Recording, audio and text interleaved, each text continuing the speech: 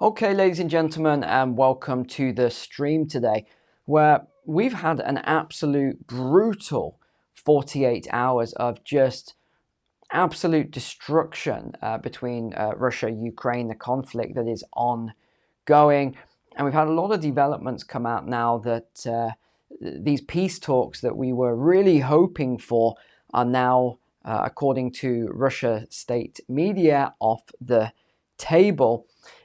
Which I mean, the whole thing doesn't really make sense anyway. I'm going to go straight into some of the stories here, but of course, we were really holding out for these peace talks and hoping that things would de-escalate, but now it's looking as though we've got even more escalation. Let me go through the stories to bring you up to date today. So this is out of Politico first.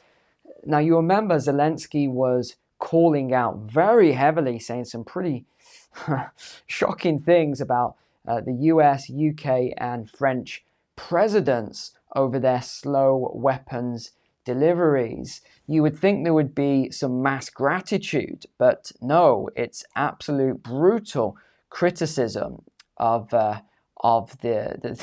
his allies, as it were, as Ukraine gains territory inside Russia, but is pushed back in its own region. Zelensky heaped pressure on his Western allies for more help. So the way he's been heaping pressure is he's been publicly, I guess we can say, and again, you've got to look into the language as to how you view it, but I see it as him publicly shaming some of the leaders for not sending enough weapons and not doing it quick enough. He says, our guys are doing great on all fronts. However, there is a need for faster delivery of supplies from our partners, he said in an evening address on Sunday.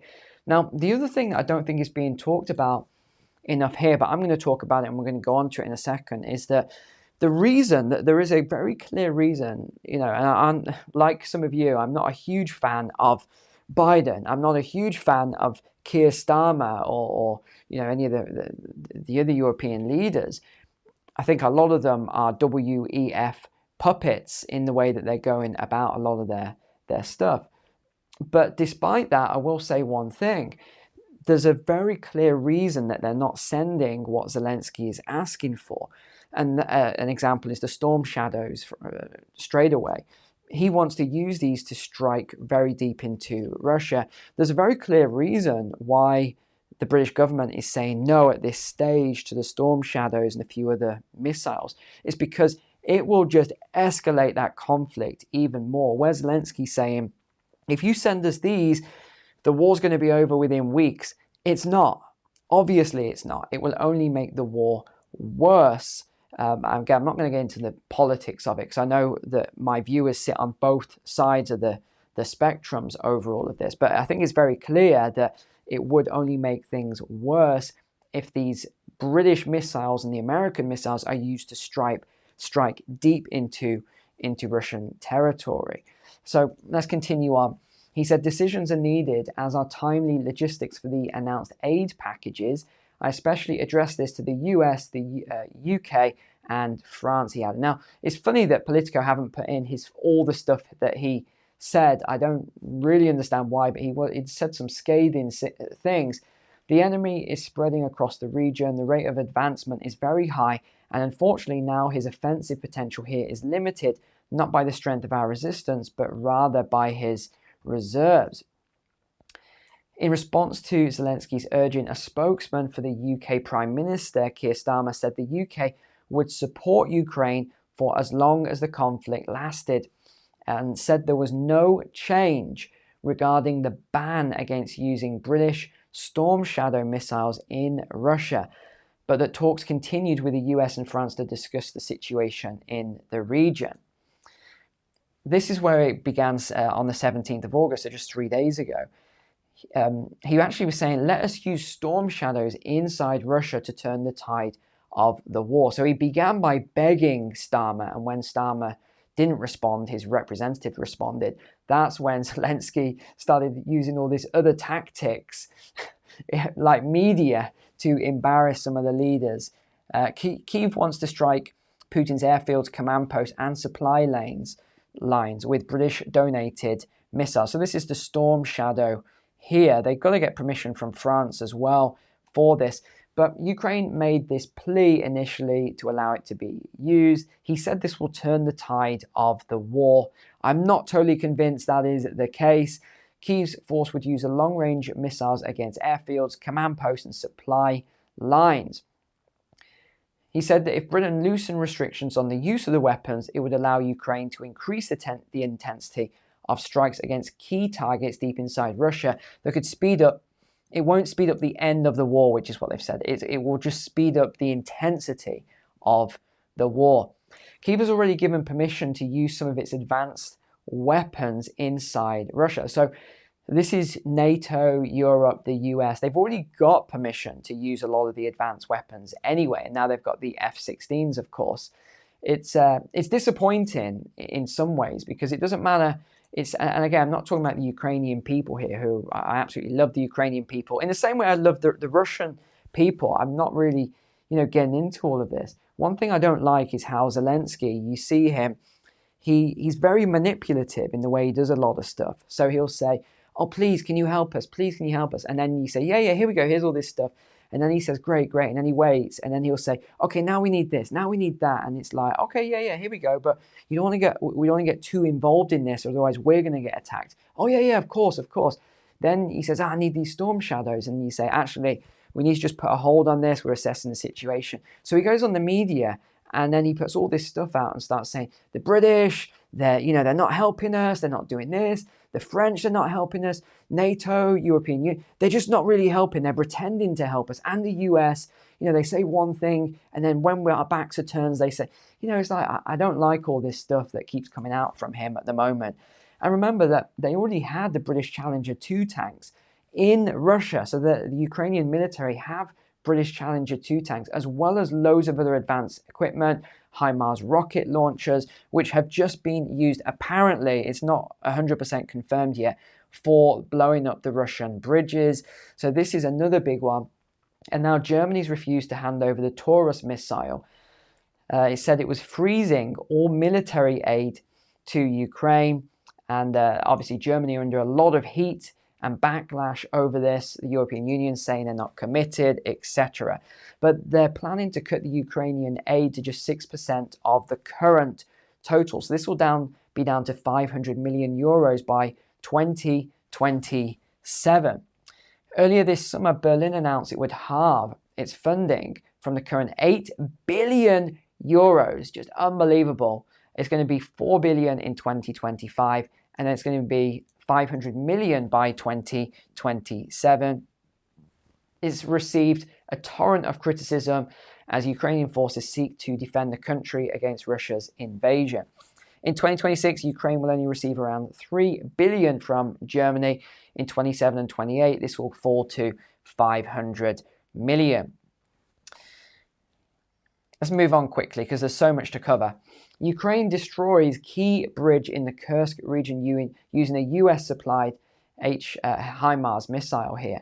The Ukrainian government is still proclaiming its forces are making progress into the southern Russian region of Kursk, while the Kremlin has said at the same time its troops destroyed an entire reconnaissance and sabotage group in western Kursk on Friday. Regardless, I think this is very accurate, this statement, regardless of which side's narratives of events are more accurate amid the fog of war, the biggest end-of-week development has involved the destruction of a key Russian bridge on Friday. This is what is being talked about quite heavily among military analysts at the moment, is that they're saying, well, how on earth, with artillery, did they shoot one rocket and one direct hit on this bridge? Now, anyone who served in the military will know you can get lucky with one artillery round. It's possible. But now there's 3 bridges, all with direct hits perfectly in the middle of the bridge. So now I think it's pretty obvious that this isn't just normal artillery. It's obviously some form of accurate, maybe laser-guided weapon or something similar, maybe HIMARS. I mean, I don't know. I'm not sure exactly what was used. I'm just reading through what a lot of the analysts are saying at the moment. But Zero Hedge is saying the bridge collapsed after being struck by a US-supplied HIMARS rocket. And what else do we have reference to? Yeah, the bridge was nearly 7 miles north of the border and was used as a key supply and logistics route for Russian forces fighting off the cross-border incursion.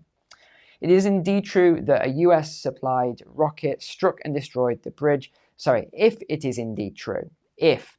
This would mark a huge turning point of the conflict where Ukrainian troops are on Russian soil using American heavy rocket systems to take out major infrastructure. RIA additionally reported a Russian security official saying on Friday, samples of small arms manufactured by the United States and Sweden have been seized at the liquidation site of the Ukrainian sabotage group near the village of, I'm not even going to try and pronounce all these names, in the Kursk region. Okay, so what else do we have? This was the third bridge that was destroyed on Friday. Again, one shot, one strike, one successful hit. So this is the third one now out of 3 bridges. Russia's Lavrov has said it's clear that US ordered the 2022 Nord Stream blast. Of course, I'm not saying this. I'm saying this is what is now being said by the foreign minister. He's saying that because German prosecutors have issued this arrest warrant for the Ukrainian man, which is what I covered on the last week's Walk and Talk, they're saying that this is clear that this was US backed, is what he's saying. His comments followed reports that German prosecutors have issued the arrest warrant, which carried Russian gas to Germany under the Baltic Sea. The Wall Street Journal reported the explosions were carried out by a Ukrainian crew and approved by Kyiv's then military commander-in-chief. It goes on here. They said that such a terrorist attack, that was a command from the very top, and they say it was Washington. However, he did not present clear evidence of his claim. Also, it says here that Zelensky approved the plan but tried to stop it after the US's CIA told him they were aware of the plans and warned against it. On Wednesday, Poland confirmed it had received a German arrest warrant for a Ukrainian man who is reportedly a suspect over the attack. So there's actually a lot more to this. He was a Ukrainian diving instructor, very advanced, as was his team. Russia then has just hit the energy infrastructure in airstrikes on Ukraine. This is why I said 48 hours of absolute carnage at the moment. This was a missile and drone attack, and it's caused a huge fire in the west of the country. Ukrainian forces shot down 3 ballistic missiles and 25 out of the 26 drones launched in the attack on 9 regions. Regional officials in the northeast said that an energy facility was hit, causing blackouts for 72 settlements and more than 18,500 people. What else then? Well, Ukraine have done the same to Russia. They've actually hit the state oil depot. This is huge as to what has happened. This fire is so big that it's almost unbelievable to see it. Even the firefighters who tried to extinguish it have been injured. 40 of them are seriously injured, and now it's saying that they are not exactly sure how they're going to put it out. It's just so huge that they are still coming up with a plan. And actually, this is where all the petroleum and oil products that are supplied to the Russian army are stored. Not all of them, of course, but some of them. And we can actually see a video here of the size. Look at the size of that. That's flames all the way up here. That shows you how huge this is. And this is the satellite image of the site as well, so you can see the scale of it here. Oh, wrong button there. So you can see the scale of this. By the looks of this, hundreds of millions of dollars in reserves is going up in flames. This is the latest disaster in a series of bad news developments for the Kremlin as Ukraine tries to desperately hit Russian territory with everything it has, even as Ukrainian forces are faring poorly and still losing ground along the front lines in the Donbass, according to Zero Hedge here. And again, we can see the size of this is absolutely huge. So it's obvious that Ukraine are making some strikes here, But whether or not this is Ukraine or whether it's some NATO, I think is very questionable. I'd love to know your thoughts in the comments below. Out of the Russian news agency then, Putin makes it clear that talks with Kyiv are now impossible. They've said that there were going to be these talks between Qatar, Turkey to mediate, and now Russia is pulling out. Why they're pulling out when they've been attacking Ukraine at the same time, and now Ukraine has done this big hit on them? It's, yeah, let me know your thoughts on that. Growing number of polls support peace negotiations between Russia and Ukraine. We've got the stats here from the survey that has just been conducted. We had 36.5% said yes, and then 18% said a definite yes. So that is 54.5% said they want peace talks. We had 19.4% were undecided. 7.1% firmly oppose the idea, with 19% saying no. So there's still a lot of movement going on. And Lithuania has just begun construction of a base for German troops near the Russian border. This is going to accommodate 4,000 combat-ready German troops once complete by the end of, again, this is the same year I've been saying since 2020. It is the year 2027. Now, I highlighted something here which I thought was very interesting, and that was, where is it? They said I'm not sure if I'm going to find it here, but here it is.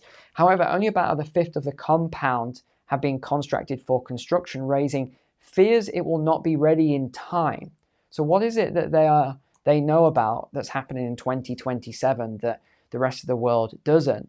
You keep seeing this. It fears it will not be ready in time. You keep seeing this line, and I think it aligns with some of the stuff I talked about 4 or 5 years ago now for 2027.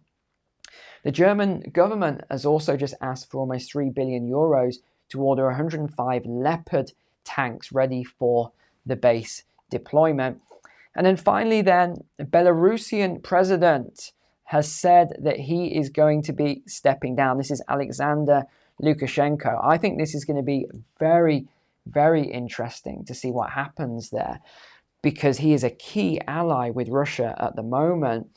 And I think we'll have to see what happens there. But of course, you're going to see opportunity with Western nations to influence any elections there. So I think it's going to be interesting to see what happens with Belarus. Obviously, Russia will heavily influence that election as well. So that is you up to date for today then on the Russia-Ukraine conflict. Hopefully I've consolidated everything nicely for you so you don't have to spend hours watching all of the feeds. Thank you so much for being online and a subscriber here. Take care, God bless, and I'll see you on the next video.